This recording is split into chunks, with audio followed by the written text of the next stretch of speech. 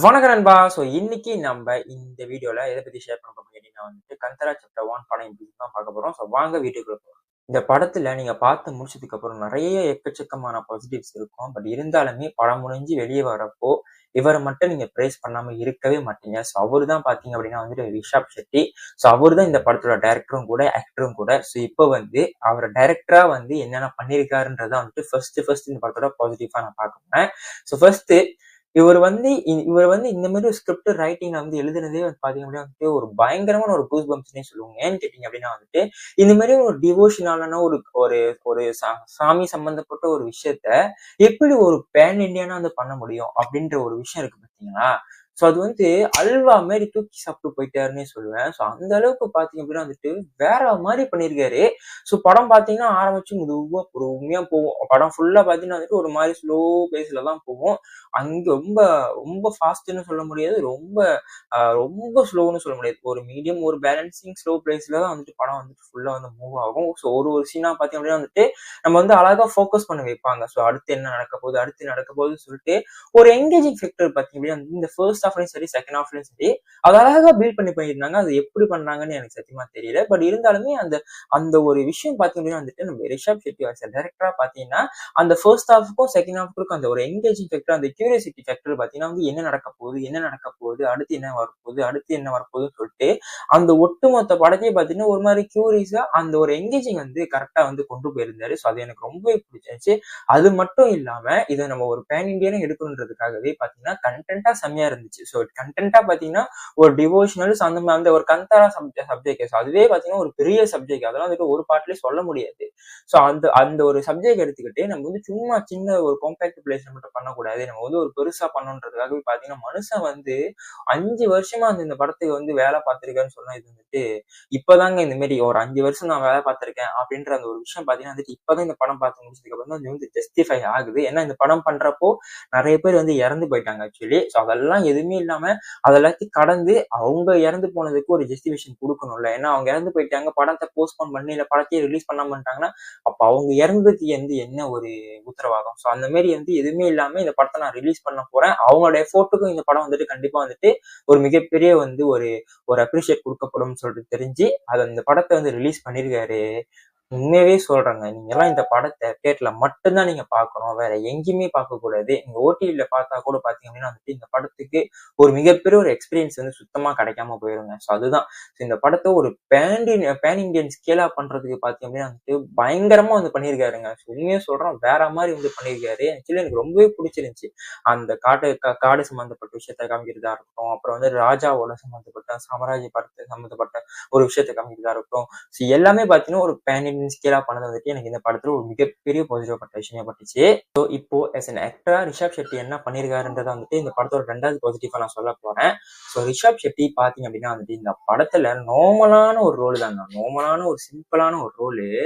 ஆனா இந்த இன்டர்மிஷனுக்கு அப்புறம் பாத்தீங்கன்னா ஒரு போர்ஷன் வரும். அந்த ஒரு கந்தரா சம்திங் பட்ட ஒரு போர்ஷன் வரும். அந்த போர்ஷன் பாத்தீங்கன்னா கந்தரா சீக்வல்ல நம்ம கிளைமேக்ஸ்ல பார்த்த ஒரு போர்ஷன் எக்ஸாக்டா அதே மாதிரி பிளேஸ்ல அதே மாதிரி சேம் டெம்ப்ளேட், எதுவுமே மாறாம சேம் சீன் எதுவுமே மாறாம அப்படியே ஒண்ணு கொண்டு வச்சிருப்பாங்க.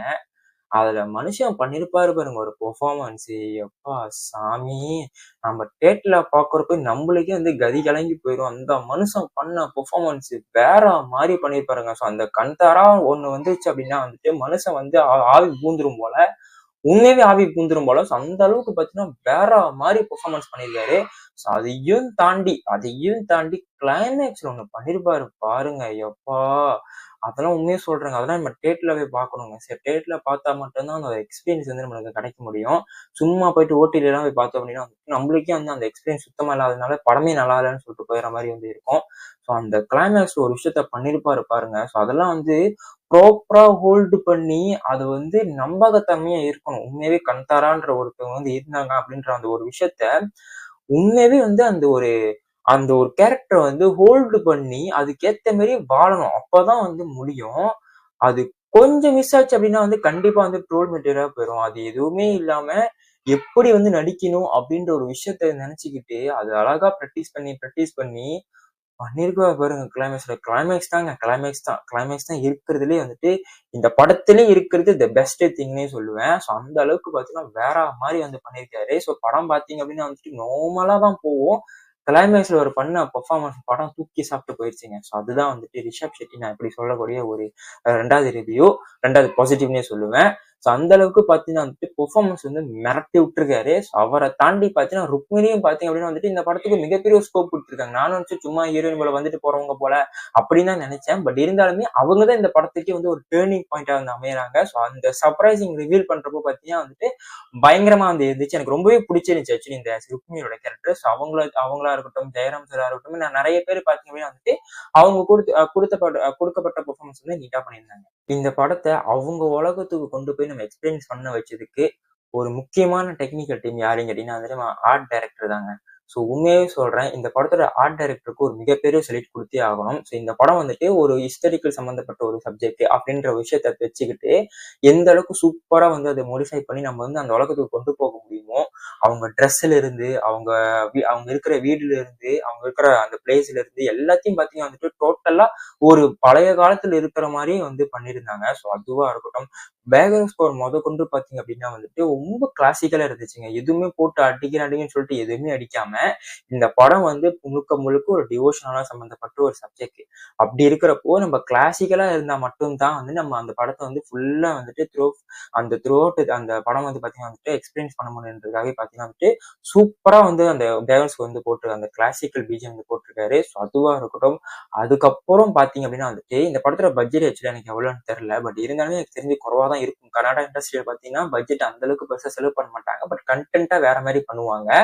அதே மாரி பார்த்தீங்கன்னா, இந்த படத்துல பார்த்தீங்கன்னா, இந்த விஎஃப்எக்ஸ் அண்ட் சிஜி பார்த்தீங்க அப்படின்னா வந்துட்டு வேற மாரி இருக்கு. சில சில இடத்துல வந்து கொஞ்சம் கொஞ்சம் பிசிறு தட்டுனாலுமே, ஓவராலா இந்த படத்துக்கு பார்த்தீங்கன்னா வந்துட்டு, பயங்கரமா வந்துட்டு அந்த ஒரு புரொடக்ஷன் வேல்யூ, அந்த புரொடக்ஷன் குவாலிட்டி, இந்த படம் பார்க்கறப்பயே நம்மளுக்கு வந்து ஒரு ரிச்னஸ் வந்து தெரியுது. அப்பாடா! பிரம்மாண்டமா இருக்கே! எப்படிடா இதெல்லாம் செய்றீங்க? அப்படின்ற மாரி ஒரு விஷயம் தோணுது.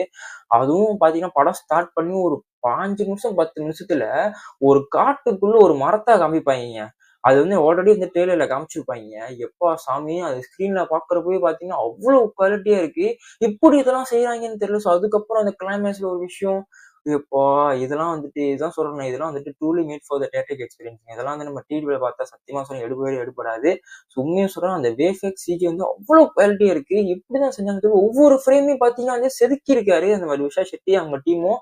வேற மாரி பண்ணியிருக்காங்க. வேற மாரி பண்ணியிருக்காங்க. ஸோ இத தாண்டி இந்த படத்துல அப்ப என்ன எக்ஸ்பீரியன்ஸ் இருக்கு? என்ன பாசிட்டிவ் இருக்கு அப்படின்னு வந்துட்டு நான் சொன்ன மாரி தான். First half and second half பார்த்தீங்கன்னா, நார்மலா தான் போகும். ரொம்ப நார்மலான ஒரு ஓகே நம்ம நார்மலான ஒரு டிவோஷனல் படம் தான்டா பார்க்குறோம் அப்படின்ற மாரி ஒரு ஃபீல் வரலாம். பட் இந்த கிளைமேக்ஸ் பார்த்து முடிச்சதுக்கு அப்புறம் பார்த்தீங்கன்னா வந்துட்டு, இந்த வருஷத்தோட பெஸ்ட் ஃபிலிம்னா வந்துட்டு கண்டிப்பா நீங்க காந்தாரா தான் சொல்லுவீங்க. ஸோ அது நோ டவுட். ஸோ இவ்வளவுதான் நம்ம அந்த படத்த பொறுத்தவரைக்கும் எனக்கு பாசிட்டிவ் விஷயமே. ஸோ இந்த படத்துல இப்ப என்னதான்ப்பா பிரச்சனை அப்படின்னு கேட்டீங்கன்னா வந்துட்டு, எனக்கு இந்த படத்துல பொறுத்தவரைக்கும் வந்து துளி கூட ஒரு பிரச்சனை இல்ல. பட் இருந்தாலும் அங்கங்க வந்து ஒரு மைனர் ஃப்ளாஸ் வந்து இருக்கு. ஸோ அது வந்து இந்த வீடியோல நான் ஷேர் பண்ணிக்கிறேன். ஸோ ஃபர்ஸ்ட் பார்த்தீங்கன்னா வந்துட்டு நெறைய தியரிஸ் வந்து ஓப்பனா பண்ணி விட்டுருப்பாங்க. ஸோ அது எதையுமே வந்து பெருசா வந்து கன்க்ளூட் பண்ணாம வந்துட்டு படத்த வந்து அப்படியே முடிச்சுட்டாங்க. மேபி அப்கமிங் வர பார்ட்ல வந்து செய்வாங்கன்னு நெனைக்கிறேன். பட் இருந்தாலும் இந்த படம் பார்க்குறப்போ நெறைய தியரிஸ் வந்து ஓப்பனா பண்ணி விட்டு ஏன்டா இதெல்லாம் முடிக்காம விட்டுட்டீங்க அப்படின்ற மாரி ஒரு விஷயம் வந்து தோணுச்சு. ஸோ அது வந்து ஃபர்ஸ்ட் நெகட்டிவ். 2வது பார்த்தீங்க அப்படின்னா வந்துட்டு இந்த படத்தோட செகண்ட் ஹாஃப் தான் பார்த்தீங்கன்னா வந்துட்டு இந்த படத்தோட மெயின் கோரே. ஃபர்ஸ்ட் ஹாஃப் பார்த்தீங்கன்னா வந்துட்டு செகண்ட் ஹாஃப் பில்ட் பண்றது அந்த ஃபர்ஸ்ட் ஹாஃபே செஞ்சிருக்காங்க. ஸோ ஃபர்ஸ்ட் ஹாஃப் முழுக்க முழுக்க பார்த்தீங்கன்னா வந்துட்டு கதையே வந்து இருக்காது. நார்மலா தான் போகும். நார்மலான ஒரு படமா தான் போகும். பட் அது இங்க தான் இருக்கும். பட் நம்ம நல்லா ஒத்து கவனிச்சோம் அப்படின்னா வந்துட்டு கண்டிப்பா வந்துட்டு அந்த ஃபர்ஸ்ட் ஹாஃப் பார்த்தீங்கன்னா வந்துட்டு அந்த ஸ்டோரி வந்து ரொம்பவே மிஸ்ஸிங். அந்த ஸ்டோரி விட்டு மூவ் ஆகல அப்படின்ற மாரி ஒரு விஷயம் வந்து தோணுச்சு. ஸோ அந்த ப்ரீ இன்டர்வலுக்கு அப்புறம் தான் பார்த்தீங்க அப்படின்னா வந்துட்டு கதையே வந்து ஸ்டார்ட் ஆகுது. ஸோ அதுக்கு முன்னாடிலாம் பார்த்தீங்கன்னா அந்த படத்தோட கதையே வந்து அங்கேயே வந்து அந்த இடத்துலயே வந்து இருந்து போச்சு. ஸோ அதுக்கப்புறம் மூவ் ஆகல. ஸோ அது வந்து இந்த படத்துல கொஞ்சம் பிரச்சனையா பட்டுச்சு. பட் இருந்தாலுமே அதெல்லாம் நீங்க கவனிக்காம நார்மலா நீங்க படம் பார்த்தீங்க அப்படின்னா வந்துட்டு கண்டிப்பா first half and second half முக்கியமா கிளைமேக்ஸ் பார்த்தீங்கன்னா வந்துட்டு கண்டிப்பா ஒரு நல்ல படம் பார்த்தோம்டா அப்படின்ற ஒரு திருப்தி வந்து டெஃபினட்டா கிடைக்குங்க. ஸோ உண்மையா சொல்றேன் எல்லா ஆடியன்ஸுக்கும் வந்து கண்டிப்பா சாட்டிஸ்ஃபேக்ஷன் பண்ணும். எப்படி நீங்க புஷ்பா, கேஜிஎஃப், ஆர்ஆர், பாகுபலி எல்லாத்தையும் நீங்க வந்து கொண்டாடுனீங்களோ அதே மாரி இந்த படத்த கண்டிப்பா கொண்டாடுவீங்க. ஸோ இவ்வளவுதான் நண்பா என்னோட படத்தோட ரிவ்யூ.